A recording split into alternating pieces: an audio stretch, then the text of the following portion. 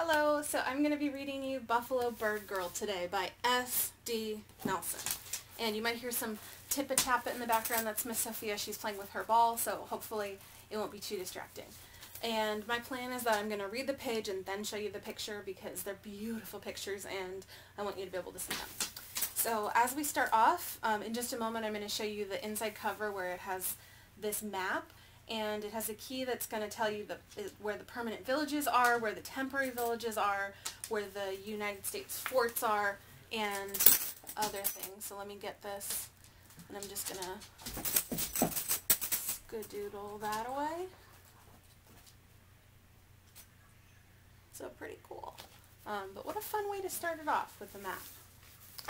And then there's a quote at the very beginning, and this quote is from Missouri River, Buffalo Bird Girl's grandfather, and it says, "This earth is alive and has a soul or spirit, just as you have a spirit. Other things also have spirits, the sun, clouds, trees, beasts, and birds."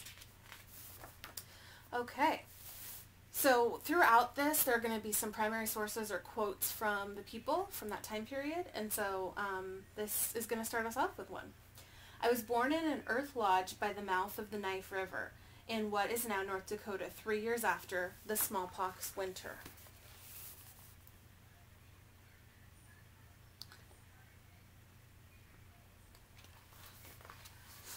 "My name is Buffalo Bird Woman, Wahine, and my people are known as the Hidatsa.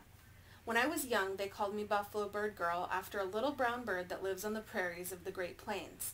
This name has brought me fortune, for buffalo have a strong heart and the bird of the air have a good spirit.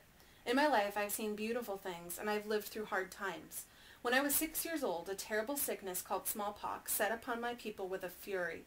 The cruel disease first appeared on the Great Plains many years after my birth. It arrived with the coming of white men. They did not bring the sickness on purpose, but Indians could not fight off this disease. They had no immunity to the dreaded evil spirits. Smallpox passed by some, but sadly it took the lives of many Hidatsa people, including my mother, my brother, and one of my aunts. My grandmother and 2 aunts survived. They raised me with the same love and kindness as my real mother." And so I'm going to show you just in a moment a photograph, and it's a Hidatsa mother and child. It was photographed around 1908. Buffalo Bird Girl would have been carried by her mother and aunts in a similar way. So check this out. Isn't that cool? So I love how they're mixing different sources that they have. A photograph, quotes that have been written. Pretty neat. "We lived in a village of earth mound lodges on the high bluffs of the Missouri River. We called it like a fishhook village, for it was built upon a sharp bend. One side of our settlement was protected by the mighty river. The other side faced the vast open prairie and was fenced off with stout posts, a stockade for protection from enemy tribes. The aggressive Lakota Indians in particular were constantly trying to steal our horses, our supplies of corn, and other belongings. Our village was the home of 2 different Indian tribes, the Hidatsa and the Mandan, who had formed an alliance in order to increase our strength in numbers so we would be less vulnerable to attack. Like a fishhook village was the center of much activity, with people constantly coming and going." And so I'm going to show you the image of this, but I want you to be thinking about how is their village built? Why is it built there that way? What function does it have? Why do they need to have protection? What's their village like? Is it really empty? Is it really full? Who's there? "It was cool inside and never hot and stuffy. My family's earth mound lodge was large, measuring more than 40 feet in diameter. It needed to be, for it was home to my father, grandmother, brothers, sisters, cousins, and uncles and aunts, 12 people in all. Inside 4 enormous cottonwood posts stood like trees. They supported timber crossbeams that carried the great weight of the packed earth. There was a fire pit in the center, with a smoke hole in the roof above. In the shadows beyond the 4 posts were more columns. They held the log rafters and leaning walls. Various household items in the baskets of dried corn and squash hung from poles set across the rafters. Bed frames ringed the interior. Each served as a bed as well as a place to sit. The bedposts were draped with an old teepee covering for privacy. This canopy also kept out drafts. At night, everyone slept on buffalo robes." So I'm going to show you a picture of the outside of it and then the inside of it. And just to let you know, they have a caption. It says, a reconstruction of an earth mound lodge on a slant Indian village, Fort Abraham Lincoln State Park, Mandem, North Dakota. Outside the lodge is a drying stage accessed by a ladder cut from a single tree. And then inside the reconstructed lodge, massive tree posts hold up the timber crossbeams that in turn carry the great weight of the earth that covers the lodge. The smoke hole in the roof allows light to enter and hearth smoke to escape. So I'm going to start with the outside view, and so this is a reconstruction, meaning they built it again. It's at a state park, and so that means we could visit it today. That would be something really fun to do. And this is what the inside looks like. So we'll start with that one. You can see the light coming in and where the smoke could escape. So you might pause here, and if you want to, you could do a little jot down, what have you learned that's different about where this tribe is living and how they build their homes, to maybe a different way that you know that Native peoples or different tribes had homes. What other places other than these earth mound lodges do you know of? It might be kind of fun. For 3 seasons of the year, this is where we lived, and I considered it my permanent home. Here I learned many of the duties expected of a Hidasta woman. Work began early every day. I remember awaking to the comforting sound of a crackling morning fire. My grandmother and aunts would already be awake, preparing breakfast. I learned by watching then, and then by doing. A favorite breakfast for us children was hot corn porridge. To make it, grandmother would pound hard kernels of corn into a fine meal into a wooden mortar. She boiled dried squash and beans in a clay pot filled with river water. Then she added the cornmeal mixed with roasted buffalo fat to the pot of vegetables. It tasted delicious. We women and girls always ate in a separate area from the men and boys. And so I'm going to show you a photograph here. It's a woman pounds corn into meal in a corn mortar in the manner Buffalo Bird Girl would have learned. And this photograph is from 1914. So we can see her using that same process to make the porridge. And then there's this gorgeous picture on the other page. Let me show that to you, where you can see the inside. You can see that smoke escaping through that top hole, but also letting light in. They're going to use that fire to keep them nice and warm and toasty, and also to cook on. Pretty cool. And you might have also noticed that the horse is in there. Why do you think they might have the horse inside? Maybe to protect against somebody stealing the horse. Maybe if it's really cold, that horse is going to want to be warm too. So I'm going to show you another photograph next that it says, just like Buffalo Bird Girl's grandmother, a woman uses a bone hoe made from a buffalo shoulder blade. So like our shoulder blades are right there, they're going to be using the different parts of the buffalo, and that bone is going to be really good for turning up the soil and weeds in a row of squash. And this photograph is from 1912. So you can see her right there. It's pretty cool. In the spring, when green buds appeared on the gooseberry bushes, we knew the time for planting had arrived. Families from each earth lodge had their own garden. The women and girls did the farming. We planted corn, squash, beans, and sunflowers in the rich soil of the low lands nearby. There were several varieties of corn, white, yellow, and red. We used digging sticks and iron hoes to loose the earth and get rid of weeds. My grandmother used a hoe made of bone from a buffalo shoulder blade attached to a stick. So different ways that they would do it. And there's a little picture right there that you can see. She's getting in there. We thought that the corn plants had souls, as children have souls. From spring to harvest, my younger sister and I would sit atop a platform, keeping careful watch over our cornfields. Hungry crows, gophers, and horses were a constant threat. They needed to be chased away. Prowling boys from the village liked to sneak among the rows of corn, too, and steal cobs. We would yell their names when we saw them and threaten to tell their mothers. Corn plants have a spirit, as do all things. Even clouds, stars, and the rocks of the earth are a part of one great spirit. We girls who kept watch often sang songs to the corn. We sang in the same way a mother sings to her young child.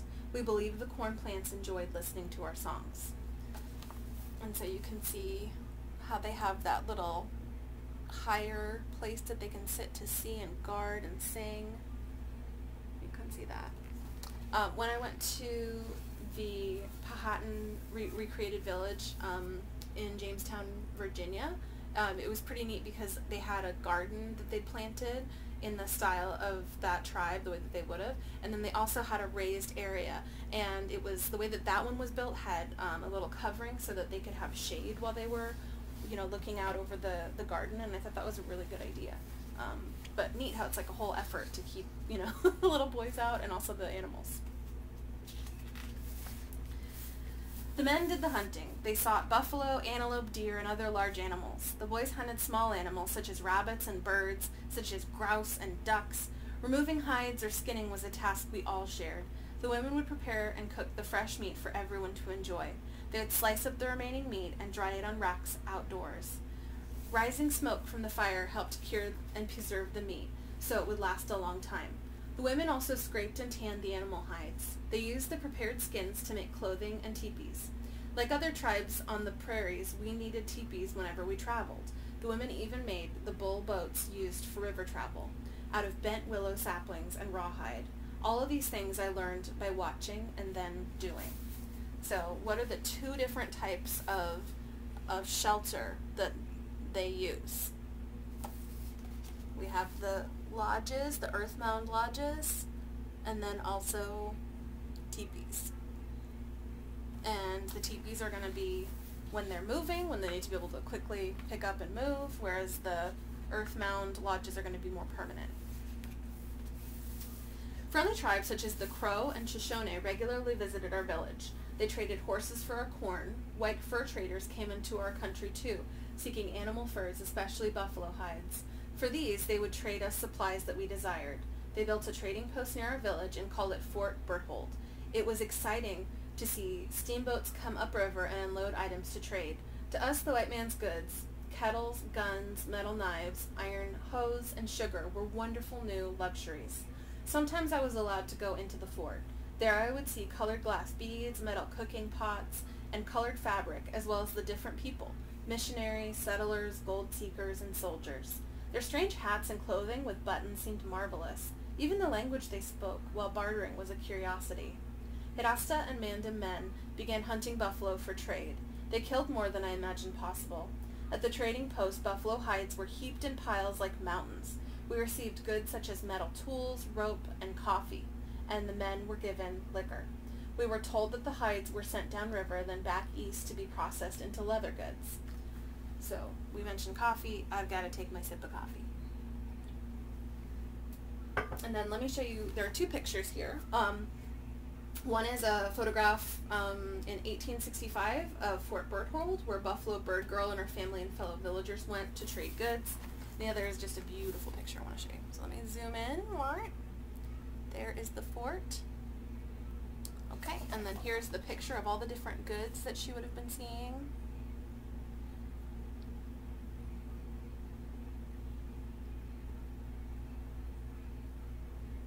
So pretty cool. All right. I look back upon my girlhood as the happiest time of my life. In our farming community, there was often extra time for fun. The boys played games that tested physical skill. They shot arrows, wrestled, and raced horses. We girls were not allowed to play with the boys. Instead, we played house with dolls, kickball, and my favorite game, hide toss. In hide toss, a group of girls held onto the edges of a large buffalo hide and used it to take turns tossing one another into the air. The goal was to see who could fly the highest while standing and keep her balance the longest. Show-offs would twist from side to side as they bounced in the air, turning a full circle in 2 bounds. I could hardly wait for my turn. I would fly as high as the others and flutter kick my feet. At the height of each bounce, my stomach would feel as if it were turning upside down. We would shriek and laugh until we were exhausted. That sounds so fun. Almost like a trampoline. Or a big parachute or something. Isn't that cool? I want to play hide toss. And then we also have a picture. This is a photograph of a 20th century Hirasta doll similar to one that Buffalo Girl and her friends might have had. These dolls were meant for play and were not used in ceremonies. So you can see that doll right there. And a picture of her playing with one. It's pretty cool. All right. During the summer season, we picked ripe berries and dug prairie turnips. The gathering of firewood needed to be done year-round. The job was less difficult with the help of our family dogs. My dog's name was Pisha, or Blackie. I raised him from a puppy and remember wrapping him in a blanket and carrying him on my back the way a mother carries her baby.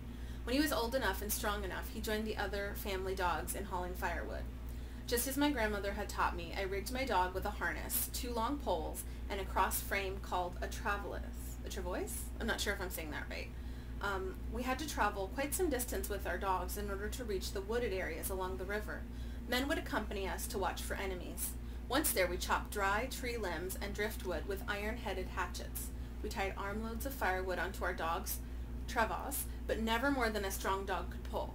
Often upon returning, we would reward Pisha with an extra hunk of meat. Oh my gosh, I am so excited that she had dogs. So you can see that dog there, and you can see it all set up. And you might think, what other type of working dogs have you heard of? I know in my class we talk about the sled pulling dogs in the ice, so kind of fun. And then I'm going to show you a photograph. This woman holds a string of prairie turnips. Buffalo Bird Girl and other girls and women of her village would gather wild vegetables and fruits from the prairies. If not eaten fresh, the vegetables and fruits were dried and stored for winter use. So this photograph is from 1916, and you can even see a close-up of those prairie turnips. So let me get her, and then you can see a little zoom in of that.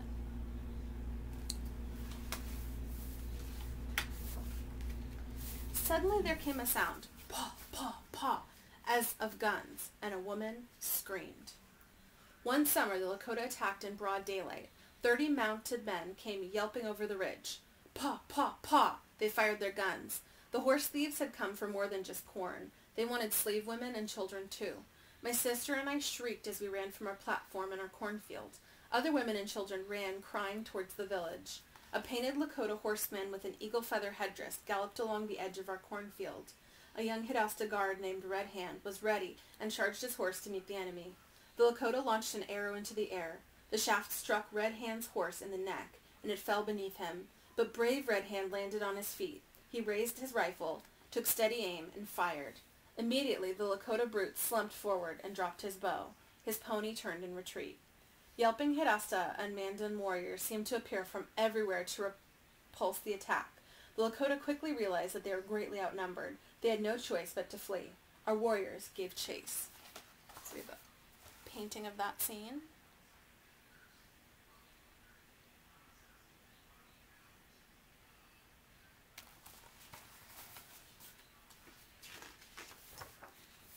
After nightfall, our men returned. They rode into the village, triumphant victors, with war stories and the scalp of one unfortunate Lakota. As was the custom, our women built a great fire for the celebration.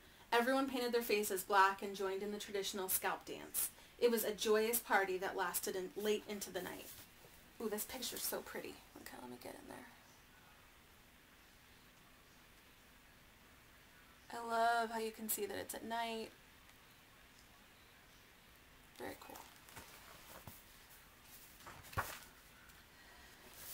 And then came the corn harvest, busiest and happiest time of all the year. With the attack behind us, the women and girls had to attend to harvesting the crops. First we gathered the squash. We sliced each vegetable into sections, pierced them with rods or spits, and hung them on racks in the sun to dry. The corn which had ripened on the stalks was ready for harvesting next. Later we would gather the beans and sunflower seeds. The women and girls from each lodge collected their ears of corn in baskets and heaped them near the center of their individual gardens. There was so much corn that the men and boys would help them with the husking. We peeled back the husks and braided the corn together into bundles. Each bundle of braided corn held about 50 ears and was heavy. So here is the picture of them doing that. It kind of makes me think of in The Witch of Blackbird Pond, the Puritans' very exciting social event was the corn husking party. So that's what they're doing. They're getting together to husk it. And then I'm going to show you 2 photographs. In a manner similar to Buffalo Bird Girl and her people, a woman skewers squash slices on a spit. This is from 1916. And then a man rests beneath a drying stage where the slices of squash strung on spits have been laid out to dry in the sun. And they're both from 1916. So let me show you. There's the lady with all the squash sliced, and then there's all the squash just there to dry. So pretty cool. I love squash. Have you guys ever had squash before? So good. The bundles were hung on rails of framework known as the drying stage. Small ears of husked corn were not braided together. Instead, people carried them in baskets to the drying stage and spread them to cure in the sun. The corn had to be completely dry before being placed in storage. Otherwise, it would spoil. So you can see that.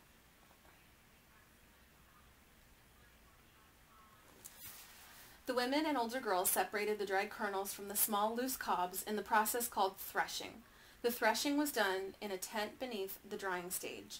The women beat the corn with sticks, knocking the kernels from the cobs. The walls of the tent kept the flying kernels from bouncing away. Then we gathered the beans and sunflower seeds. After the harvest, in preparation for the next year's crop, the women set aside plenty extra ears of corn. The best kernels from the cobs would be the seeds for next spring's planting.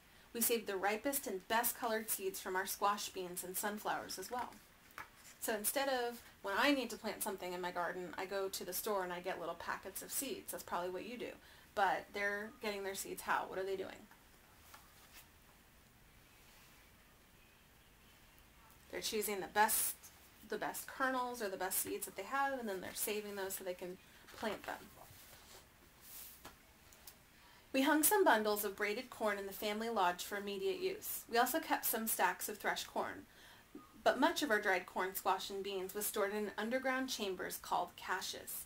My grandmother taught me how to use a buffalo shoulder blade like a shovel to hollow out an underground cavity. The pit would be deeper than a man is tall. A ladder was needed to climb in and out. We would line the walls with dry grass and then fill the pit with corn and other dried crops. When the cache was full, the opening was covered with dry grass and hidden beneath dirt. Robbers would have a hard time finding the buried treasure. The contents could be dug up whenever needed. Some caches were dug into the floor of lodges, but most were outdoors. In this way, dried corn, beans, and squash lasted throughout the winter. We had plenty to eat when the prairies were covered with snow. So here we have a drawing of that, what she's doing. You can see how she's underground, and you can see the grasses that they use to line it. That's really cool. And then on the other picture, you can see a close-up of a threshing bat, and you can also see a basket that was woven. Oh, you know what? I was wrong. Oh my gosh, that's not a threshing bat. That is a ladder. That's so cool. So it's a ladder to get down in there.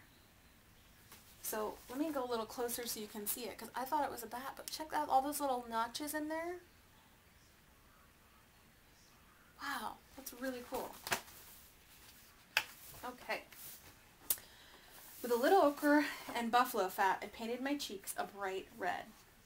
As the days grew shorter and the nights turned cold, I could actually smell the change of seasons. The cottonwood trees transformed from green into gold. A successful harvest meant giving thanks to the Great Spirit and celebrating. On such occasions, I would wear my finest beaded dress. We women and girls would braid our hair and apply makeup to our faces. At night, drumming and singing rose from the village. We all took turns at dancing, many with painted faces and in handsome costumes. The scene was magnificent. Men and women always danced separately. Likewise, boys and girls did not dance together. So she's putting on her makeup, getting ready. And her dress is all beaded, so you can see the detail in that picture. And then there's a photograph from 1895. This girl of the Kiowa tribe wears a tan leather dress similar to what Buffalo Bird Girl and other Hidasta girls would have worn on special occasions. On the dress are woven cowrie shells and elk teeth. So let me show you closer on that.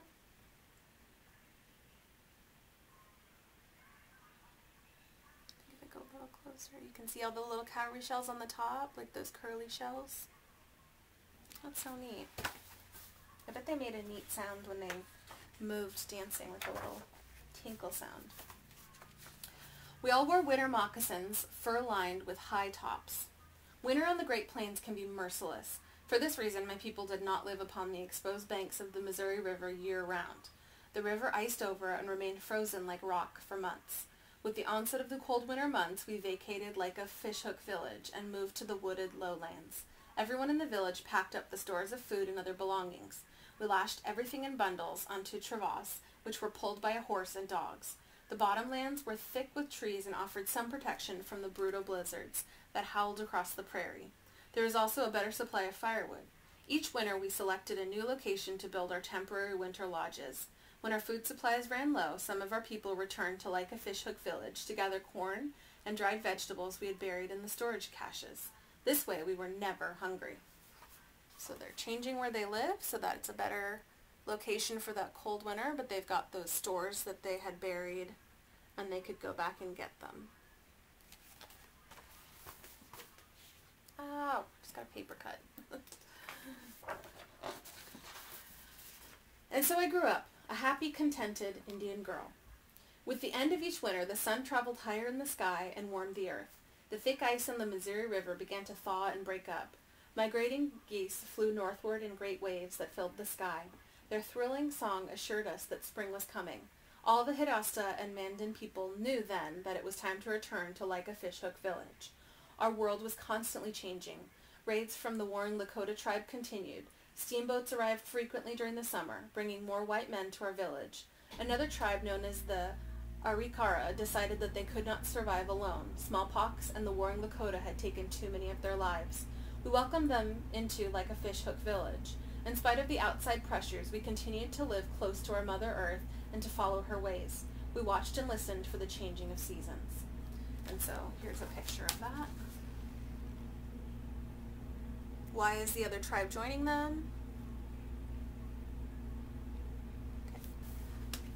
And then in 1838, this is an engraving of an Ohio River steamboat. Vessels such as this would stop at Fort Berthold and its trading posts on the Missouri River, bringing goods as well as many white soldiers, adventurers, and eventually settlers. So let me show you that.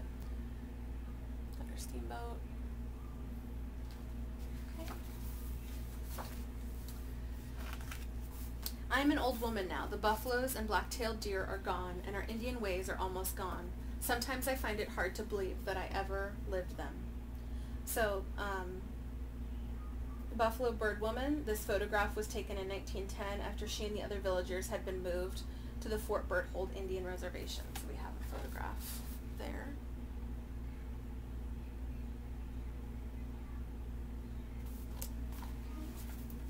Like a Fishhook village is gone now. There are no buffalo left to hunt, and the fur trade ended long ago. The government of the United States said my people had to move from our village. They promised to provide rations of food and clothing if we lived on the reservation. The government built roads, schools, and churches. They told us that our children had to learn to live in the white man's way.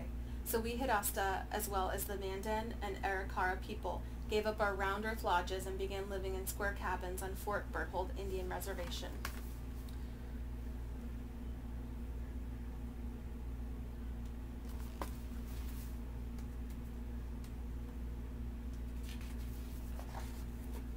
But I've not forgotten the old ways. In the shadows I seem again to see the Indian village, with smoke curling upward from the earth lodges. With the passing of winter, the days grow warm. Green buds appear on the gooseberry bushes, signaling the arrival of spring and the time for planting. Not far from my square house there is an open space for a garden. The seeds that have been carefully stored through the long winter are brought forth. My old hands can still loosen the earth with a hoe and set kernels in the black soil. Inside each seed sleeps the spirit of life, waiting to sprout. In memories of long ago, I hear two girls singing, my sister and I. We are singing to the corn in the same way a loving mother sings to her child. And in the moist earth, unseen, there comes a gentle stirring of new life. So you can see her up there, and then you can also see her thinking of her and her sister.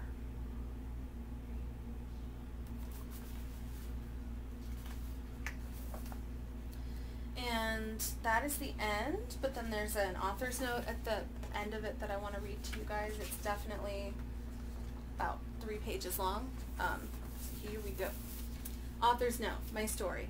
As a boy living in North Dakota, one of my favorite meals was my Lakota mother's corn soup. My mother maintained many traditional ways. She cut thin slices of beef and hung them on racks to dry. Along with my Euro-American father, she planted a garden every spring. Corn, squash, and beans were always essentials. In the late summer, she would gather sweet corn, remove the kernels from the cobs, and dry the kernels on flats in the sun. Likewise, she would cut squash into strips and dry them.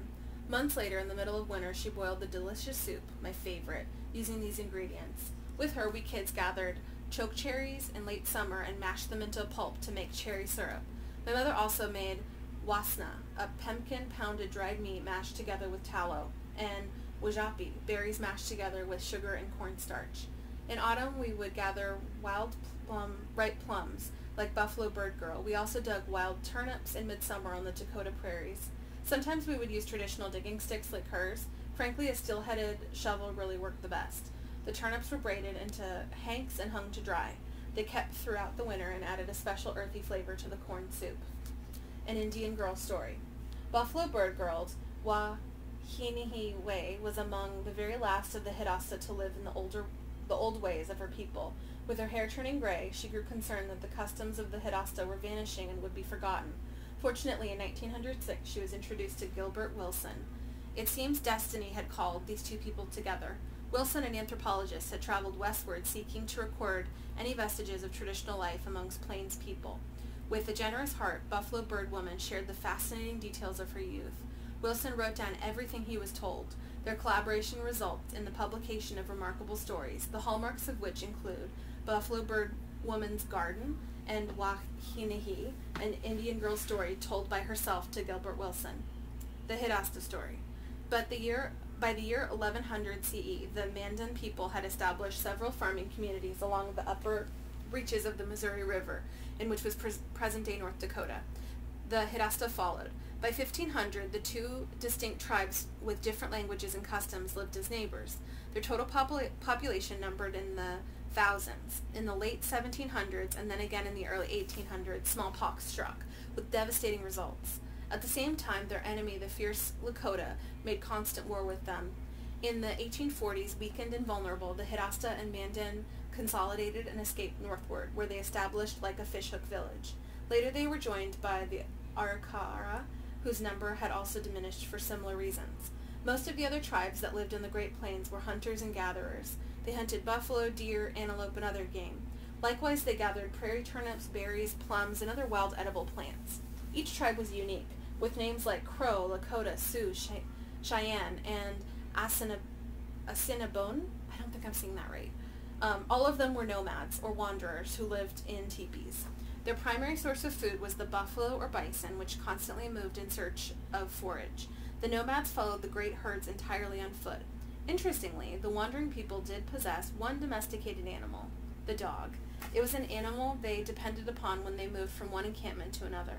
When rigged with travois, the average dog could pull approximately 30 pounds of supplies and other belongings.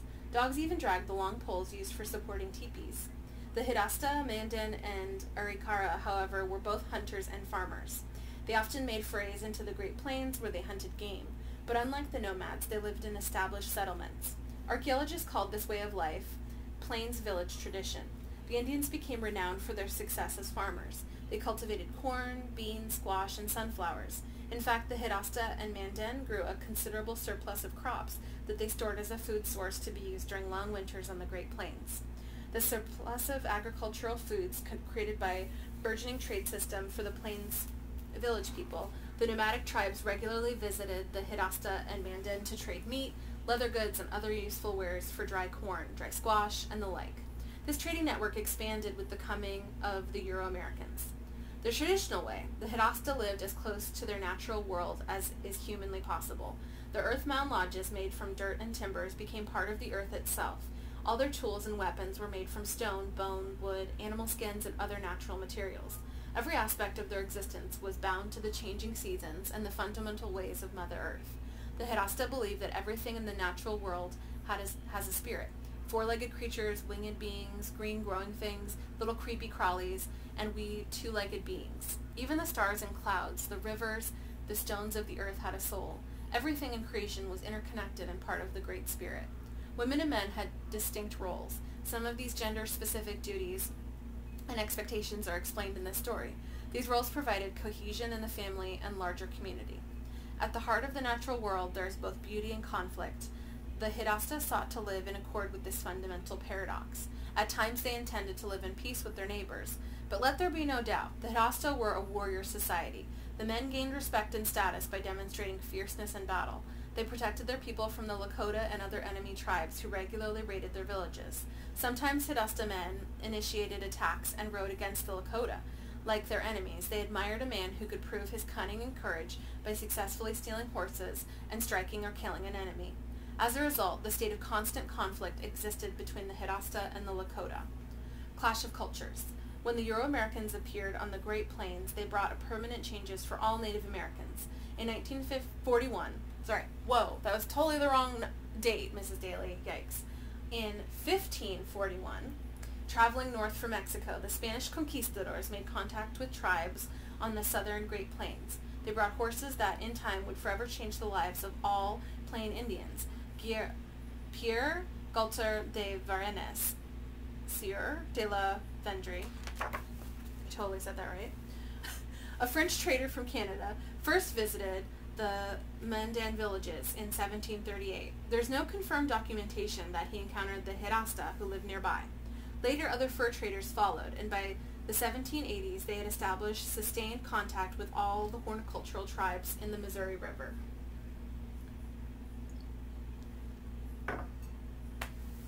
Some changes were positive. New curiosities were introduced: metal, tools, glass beads, guns, horses, cloth, and so much more. Others would eventually have a very negative effect, such as alcohol. Unintentionally, white traders brought germs and illnesses, such as smallpox, cholera, and measles, against which the Indians had no natural immunity. Smallpox is a particularly vicious disease. It attacks the human bodies with a terrible fever, vomiting follows, and then the painful blisters appear in the mouth and throat and cover the body. 2/3 of the Hirasta died from smallpox alone. More than 80% of the Mandan perished. By late 1800s, all Native American people were forced by the U.S. government to move onto Indian reservations. In 1934, following the Indian Reorganization Act, the Hirasta and the Mandan and the Arikara officially united as the 3 affiliated tribes on Fort Berthold Indian Reservation in North Dakota. Okay, last paragraph. Today and the future. The Hirasta people are still here, as are the Mandan and the Arikara. They remain one sovereign nation. Each member of the nation has the same freedoms as every citizen in the United States. Like all other human beings, they face the many challenges of rapidly changing world. Today they govern themselves with self-determination. Their words and actions give shape to their lives and hope for their children. And I'm not going to read this whole thing, but this, if you're interested and you end up having a chance to get your hands on this book, they have, wow, you cannot even see that, but it does have a timeline, a very detailed timeline that goes on for several pages with lots of details in there.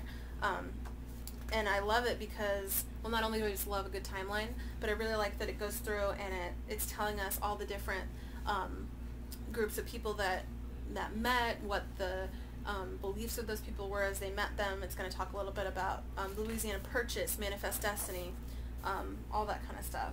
And that's it. So I hope you guys liked it. It gave a different view of Native American life. There's so many different unique tribes, so many different ways of living, and I love that they had dogs. I'm going to be real. That's one of my favorite things. So now that I'm looking at that, I'm noticing the dog on the cover. Pretty cool. All right, I hope you guys like that, and I hope you have a good day. Bye-bye.